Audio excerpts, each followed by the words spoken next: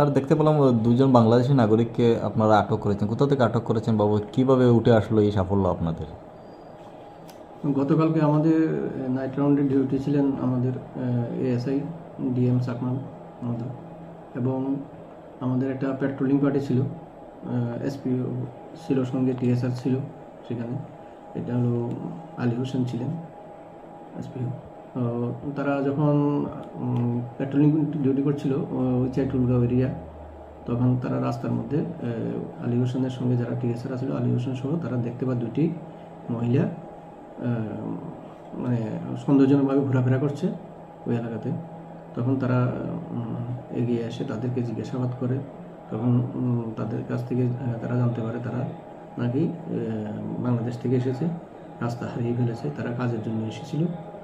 তো এবং তাদের এই আসার পথে ভারতের 2-3 জন নাকি যুবক ছেলে তাদের সহায়তা করছিল। একজনের নাম হলো মিস এমএসটি, মানে রুবেদা, বয়স হলো 60, ওয়াইফ অফ লেট মোহাম্মদ শরীফ,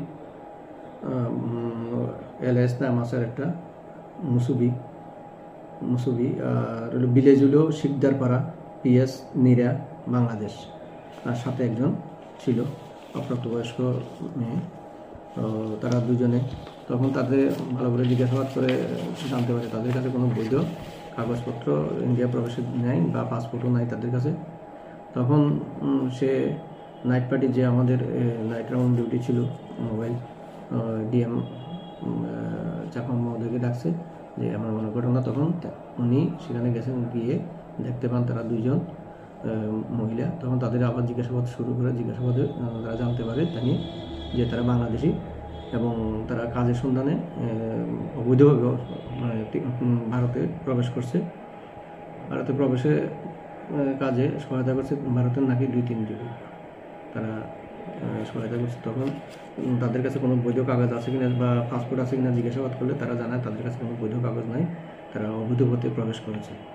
তো তারা এর পরবর্তী সময়ে উনি তাদেরকে ডিটেন করে থানায় নিয়ে আসেন এবং একটা সুমোটো কমপ্লেন করেন কাছে, আইসিপিএসের কাছে। তখন আইসিপিএস এটা কেস রেজিস্টার করেন এবং কেস রেজিস্টার করে আমাকে এটা এন্ডোর্স করেন ইনভেস্টিগেশনের জন্য। তখন আমি ইনভেস্টিগেশন করে